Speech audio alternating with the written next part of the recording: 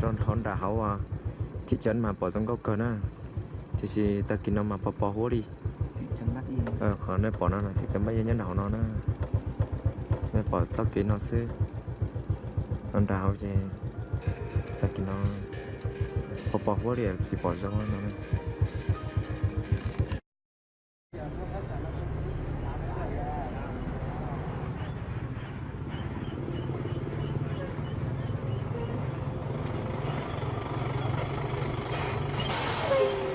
nó bé cái tí nhà công ty tôi muốn gì chờ một sự cho cái tết xuân nó nàyแต่สิ่งนั้นต่อbỏ mua bỏ chỉ dòng đi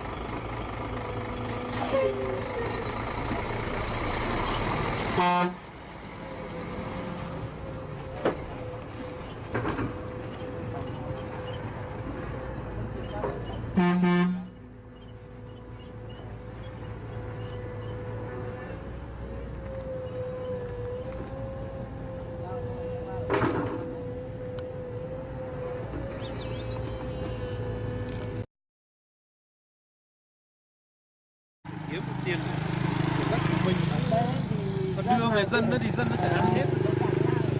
còn nó bây giờ chụp bẹt lúc trong à rồi giống câu chụp bẹt tia xua nữa còn nó cho nó quỳ theo khăn ý nó chọn nhà lúa gì hả? tao nó tao này cho sự tư duy nhé bẹt la bẹt nó ngọt từ đâu để ngọt là chỉ duy rồi là cắt sắp lời nó loại nhỏ mà quả này to cái là nó mà hơi nhỏ mà đi nó hơi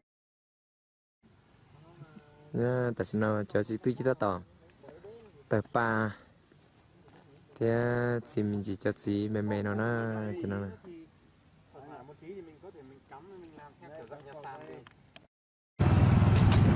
nó tại sao nó mà phải ra tầm một lúc trong khu núi khủng long trong Naka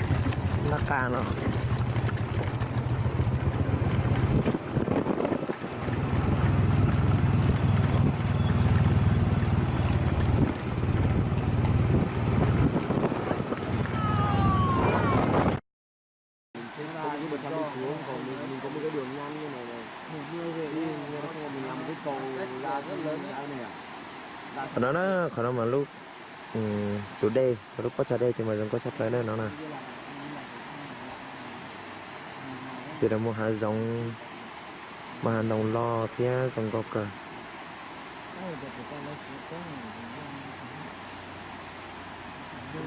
như là nhiều suối to này cũng là trên đồng người ta chạy gì người ta làm người ta sinh dưỡng nếu mà trên đầu nguồn người ta làm nêu thì sẽ đấy thì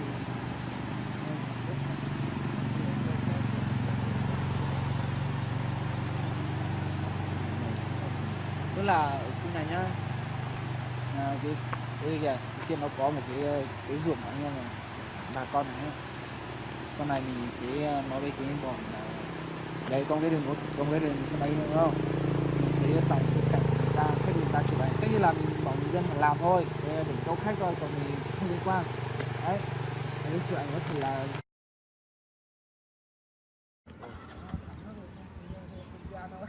nó cho nên muốn tới cái mù olio tên sao sắp lại muốn chả to một số nó tên là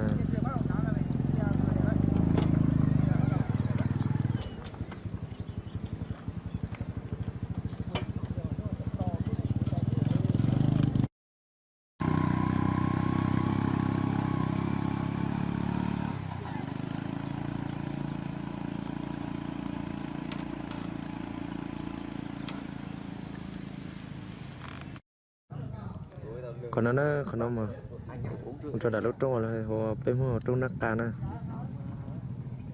ta xin nó với tất cả cha không có cái có quay động này không hay này Ủa thì hướng dẫn. Đi hay đi xe người kia. Đi xe á? Em thích đi Tây Nguyên.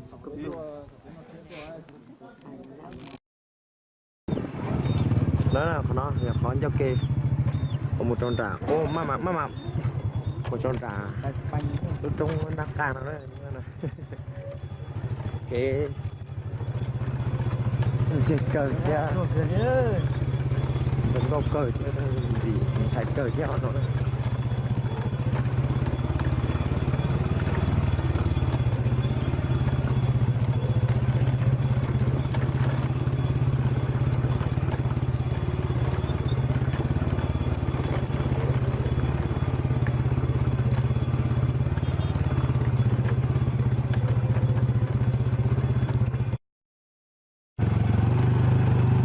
Coi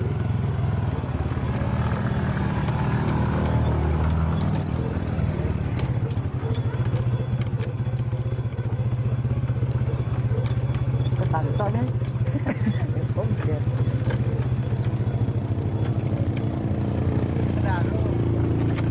ôi trời ơi.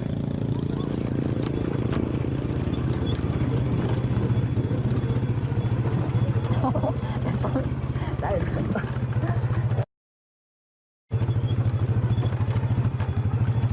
Sao nó?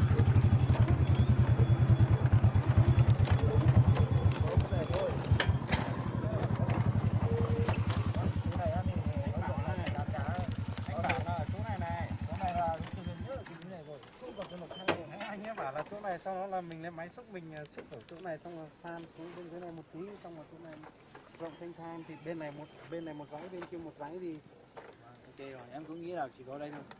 Đây nó chính xác đây còn tuyệt vời hơn ở trên đường kia. tuyệt vời hơn nhớ chỗ này mình còn bán được hàng Với lại Còn nó sẽ tết trong này xuống mà nó lên thôi. thầu hố bỏ đá mà sai trong có cửa rồi. Tôi sợ nó sai nè.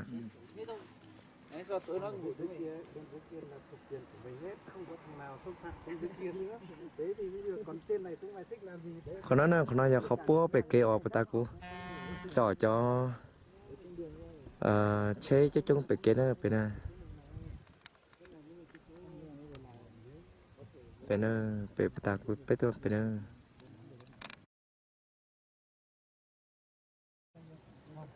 Bố đã tên nó mà mong liên lại tên nó thế nó. Tên nó mong tê tê. Chế nhóc có chém lê tà. Tên nó hố bò trong không có cơ đi theo. Hơn cả hoa bích đào luôn, nó có 3 loại màu Cái ta trong nó mà lo thế danh thì đỏ này và màu rồi nhớ sắp lại đi. vàng nữa, 4 màu. anh em có loại cho anh nha. Có hay mua rồi nó của anh nha.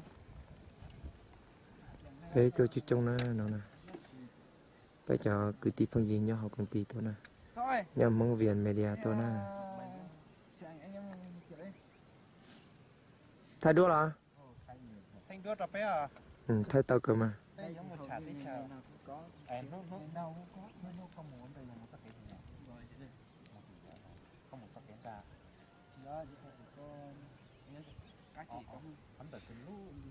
Nó bỏ không có thế.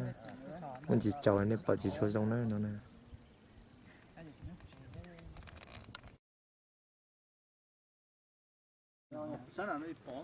Nó nào còn nói cho cái tim nhớ là nè. Tôi bố đặt cái tết tôi nhiều xí bị tết non thế. Tụi nó nhỏ lì với trường này vào tụi li lia nữa. Hả? Tụi đó. Nhân này trường nó. Vâng nha, cái giấy mời ra mình có gì không ơi? À, Có mõ nó không mồi con giờ lúc săn đò xin giờ lúc sau nè. chứ thứ tàu á. Chờ một tấm bảng xuống để em còn phỏng vấn Nhớ trong tin là lúc nào tôi xin để nó có xả lý trà thế bỏ tết cho nó dùng câu lý trà sư. Tôi là nói chơi cú bỏ trong xe thế, cú bỏ con nói trong oxy gần gần. Giờ tên đấy chồng của tiếp bao nhiêu trong này chồng gì, cháu gọi cho tao tua là chỉ thổi chơi nên tua nhà lý cũ thế. Tôi sợ nó bỏ dưới xe chấp đó, những việc của thế thì lòng nó mà cho nên một xe toàn tên nó này. Lên đó là. Có nhớ lúc tết chờ từ tôi tin là. Cú nhớ bù bể một thanh tua. một thánh rồi. Ừ. Cho đi là lù nhắn lao là để điện biên nó chỉ về rồi mong chỉ để một thánh nữa. Ồ, từ một thánh Điện Biên Phủ chiến động câu Toàn cầu của Toàn cầu là giờ. đúng rồi. Giờ anh ta có bao đi chặt thế nào cú hua thu nè, xem phong chưa cú là chó sình va. thì vào là tôi ô xin là nói có bỏ tao thay cho nó nữ còn gì nhó khó xếp thế Ô, họ nào mà chỉ hai đi luôn, khó chết cần còn. khó xếp rồi à Giờ đây chúng ta muốn từ lúc mà thiệt tê tụ của tao cho tôi học cái gì nó của tôi lấy xíu mà nhớ chết cần gấu bỏ lại đôi cái gì. giờ đi nhớ cho nó thế nào nhớ từ lúc thế giờ Cho cờ thế. Ta chỉ tao mua đi à. Giờ tiền nên thì bỏ cuối giờ nhẹ vậy tôi ok này. dạ ở chỗ này à Ơi cháu này.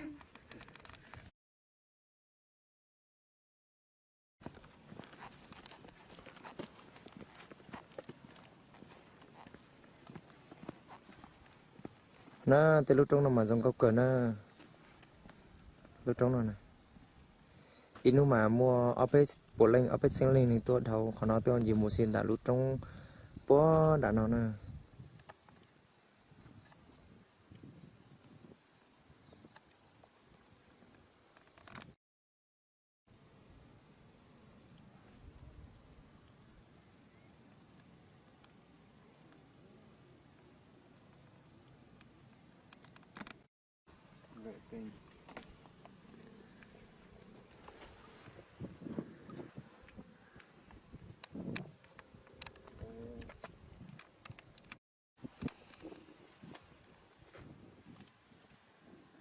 này bọn nó mà giờ bé trống khủng long nhá trâu lú cái thời hạn tông này trống này lú rõ trống chia này người cô sẽ ta thế người sỏi da cho cái nào một hộp bún đậu đi xua của đậu thì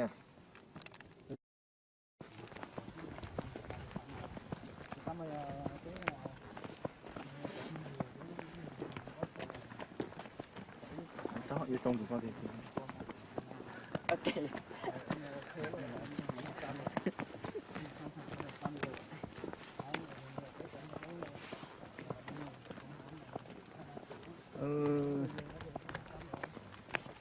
bây giờ nó là lúc trước tiền mà lúc trong xe cho con được khó cho nó thì đừng có chấp lại nó khó nó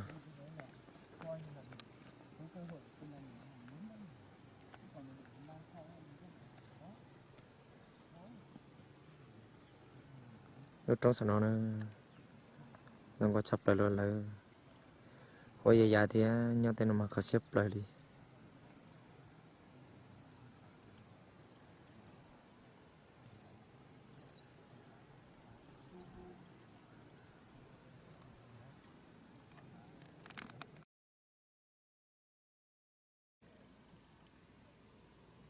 để thế cái nào mà cho có số ta tỏ là mò nhung rú xe giống có cơ li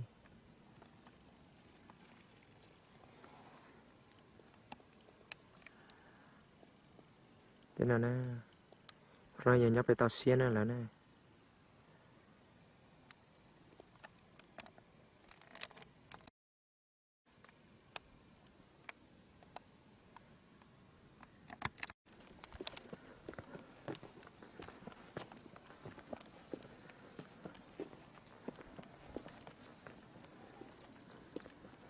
chắc cái nào mà cái chế tôi mà nhớ chủ ô rong á chắc cái nào này ô trò chưa thêm mùa đi này xía thế lần có cơ ta xin mà chưa thêm mùa đi nè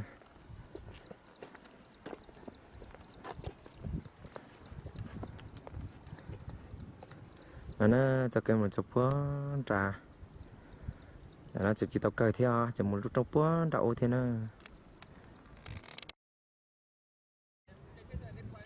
để nó do khó chơi giống có thế cho tí nên tôi đã nói tôi chống cờ đi thế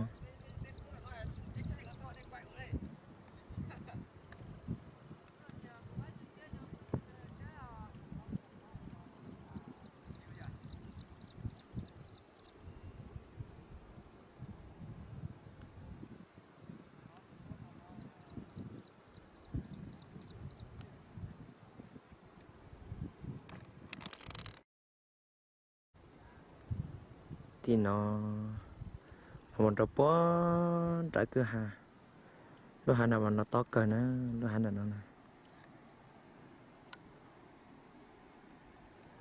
to cờ bỏ mong nè chỉ cái tìm mong tê chế tê tê lia tê hối dàn xuân là sư còn nó mà thầu sơn gió nè để cho hỗ trợ pin trà mà còn nó mà giống có chọc lại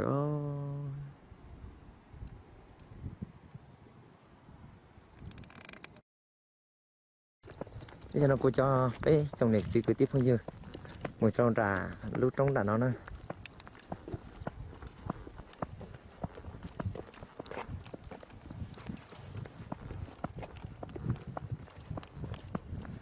còn mà giờ thì giờ bé mong bé tao xếp tiếp theo còn nó nè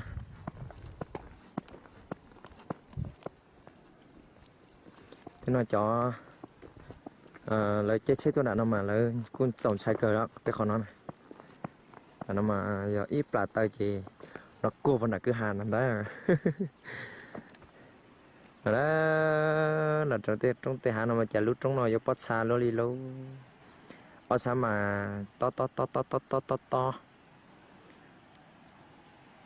sau trong mà nhìn cho đi chắc cổ nát ca sư chỉ là chỉ lấy mua lúc trong nó hùa trong nát ca nó nè nát ca này nhớ là hùa chỉ là hùa trong núi khủng long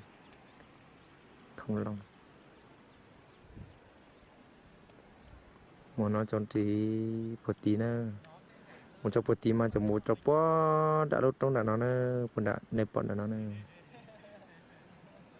một tí nó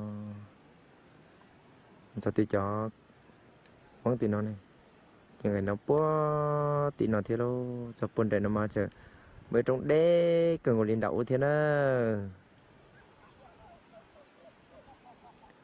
ít chồng tuân xài lùi giờ một tủ lúa tua xí tên nó thế mà ô li lại hàng tôi giờ khó nó là mà chỉ sau một chuyến đi nữa còn nhau thế họ sẽ cần gọi đi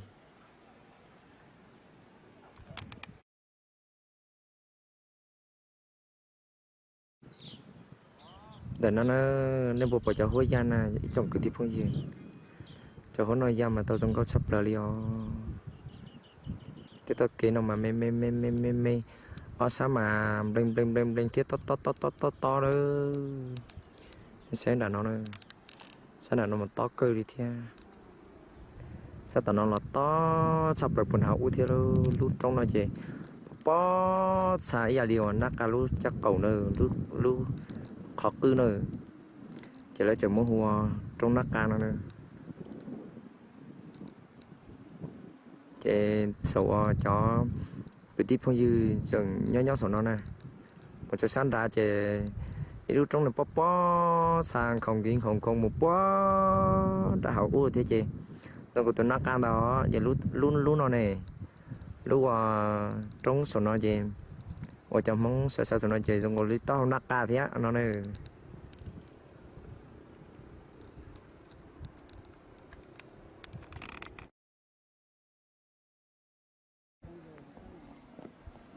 nó đó nó mà khó mà to mà đó nó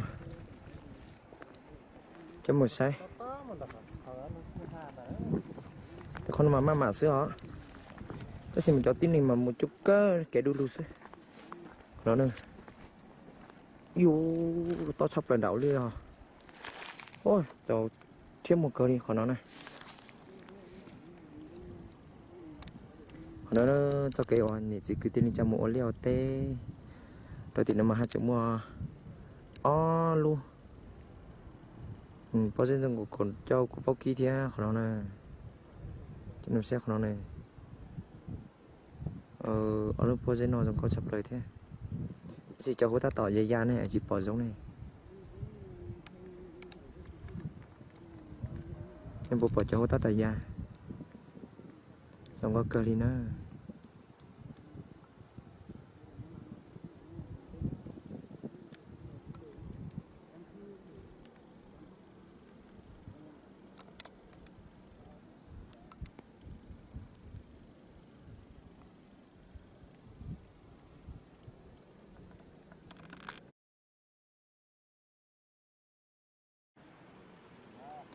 nè đã nó đã vào khó qua thì lúc trong là lịch cờ nè còn nó nè nó trong có chấp là li nó từ một tiếng này tua li còn nó nè li bata hai inu mà mua ốp bỏ ốp sinh linh tua còn nó nè còn nó giờ khỏi nhập về tia xua lu huyện Bắc Yên tỉnh Sơn La cầu tây nhá là nè đi trồng cái tiếp không nhiều nè còn nó nên xem mà ó xa ở đi của hai đừng to cần cầu đi thế này nó mấy tuổi đê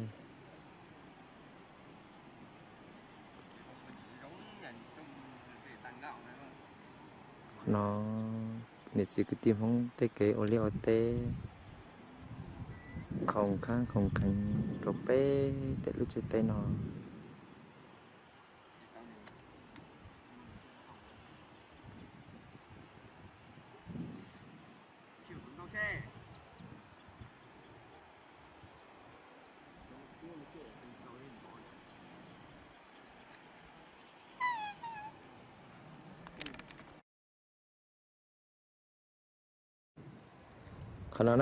còn nó cái chân đà lúc trong bắt xa đây lúc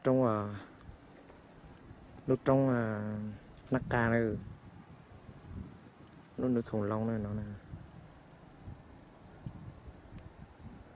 còn nó một chỗ quá đào lúc trong đường không em mẹ một bữa đậu lời ta xì mà mình chỉ bỏ hoài nên chỉ bỏ xứ còn nó này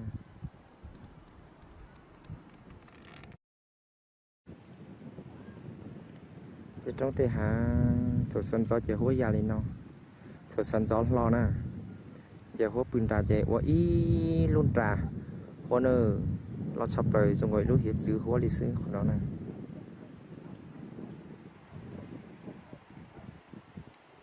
tới cái nào mua bao dê bao chùa xong có chập rồi đi thế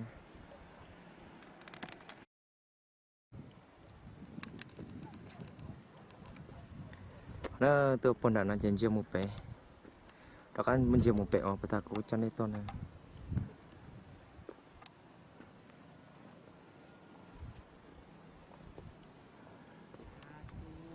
ít trong này chỉ cứ tin ninh trà không dư sợ đời giờ lên nên từ xa tôi sai lúc trong nát cà nó nữa lúc trong ở nhà la hồ núi khủng long nhà hồ tới chợ tiệt xua ở huyện Bắc Yên tỉnh Sơn La mình này tôi sai nó không có chập vào đi còn bây giờ ấy khó điểm du lịch và trong có chập lời nhớ cho họ huyện Bắc Yên đó nó này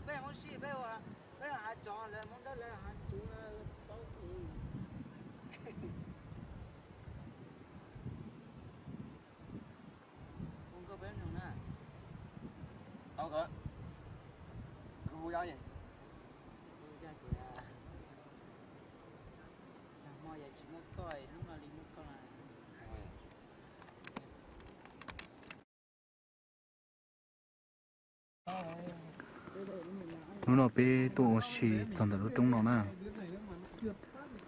nhớ đầu than chơi rồi nó mà tụi khó xì hành nó xì nó pi một chế nè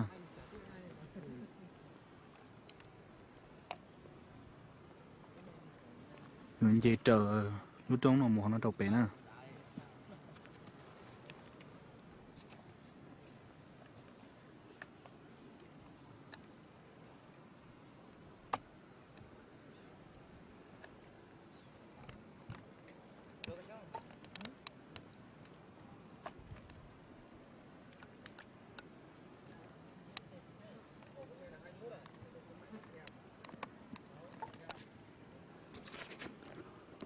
tao cho cái nó một là bé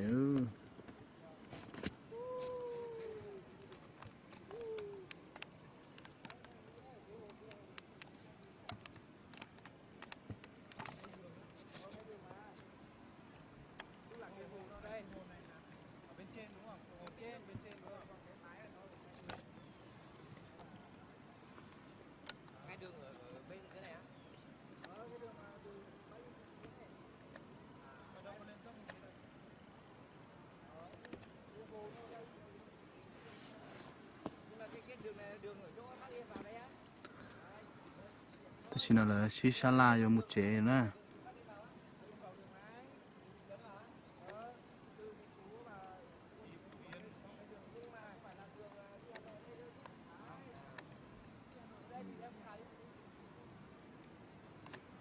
lúc trong nhỏ đê đê là có này bỏ nó